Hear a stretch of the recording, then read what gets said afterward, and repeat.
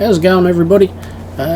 Today we're having a little bit of a chat about Phobia, St. Infinite Hotel, and basically whether it's actually worth your money and your time to actually play it.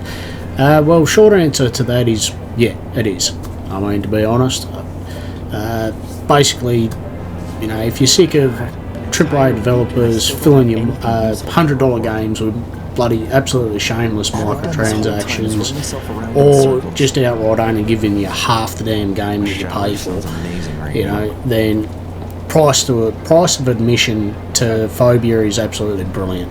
You can't go wrong, but it's not without its flaws, unfortunately. The biggest being basically the voice acting, especially from the main protagonist. Now, the other voices in the game actually aren't too bad. The people that play Emily, Christopher and Stephanie, pretty good voice actors. They actually put a bit of punch behind what they're actually saying.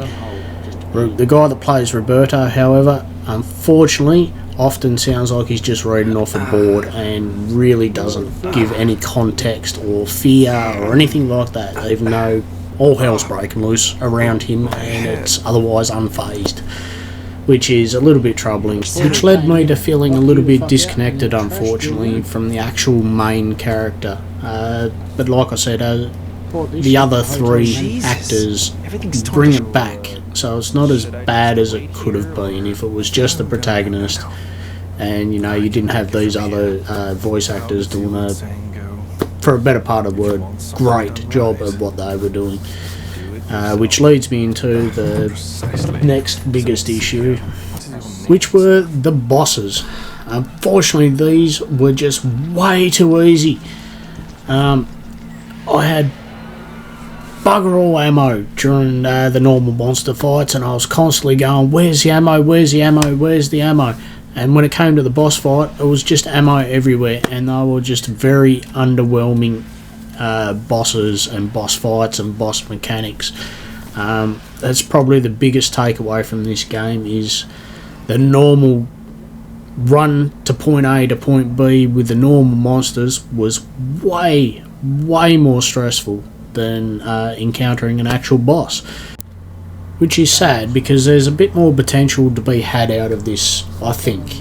Another sore point for me was it felt like it was a little bit light on the bosses. It felt like there could have been at least one or two more bosses within the game to actually set this off.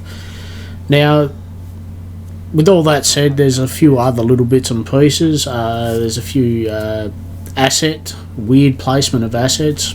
Perfect example of that's water coming out of the toilet. It just felt like the water was just put on top of the toilet rather than actually flowing out of it. But they're minor gripes. It's nothing too serious. None of the above have actually stopped me from having a bloody good time with the game. I mean, the game doesn't reinvent the wheel for survival horror. It borrows heavily from Resident Evil. I found that it's very fear orientated, especially with the paranormal stuff, and it's also got the stuff from Outlast with the camera, and it uses these mechanics pretty damn well. It doesn't go over the top, it just blends those three game mechanics together, and it does a pretty damn good job at doing it. Another strong point of the game is the visuals. It does have a few minor blemishes, and I probably overlooked or didn't see a ton of them, but let's be honest, it does not detract from the game at all. Let's take a look at the pros and cons. Basically, the gameplay is solid. The various systems work, and they work well. The visuals are pretty damn strong. I have absolutely no complaints with how this thing looks. Audio does basically a good enough job to keep the attention and tension around you. Value and replayability, honestly, I see this game becoming a speedrunner's wet dream, to be honest.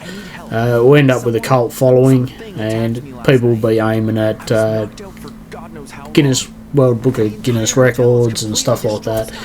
And the value is, well, for me, it was $40 Australian, and to be honest, they could have asked way more for it. They give you anywhere between 7 and 8 hours, depending on how good you are at the game, I guess. So now let's take a look at the cons. The weak boss fights are probably the biggest issue here, and the voice acting.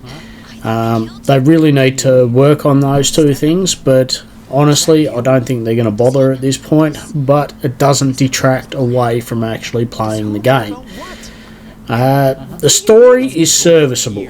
It's a little bit generic, unfortunately, but it does a job, and that's all it needs to be. So, honestly, they're the only points that I could really find issues with, and I'm sure a lot of people would have had tons more, but I kept it pretty basic. Overall, a pretty good game. It's worth a prize and praise, and to be honest, welcome to the fucking hotel. I mean, I loved it. I thought it was a bloody good game, and you guys should get out there and get the game. Don't wait for it to go on sale, guys. Pick it up. I mean, it's cheap, it's well worth it. Anyways, that's enough from me. If you haven't already, like, subscribe, hit the notification bell, do all those things, be a fucking legend, and I will see you guys on the next one. Take it easy.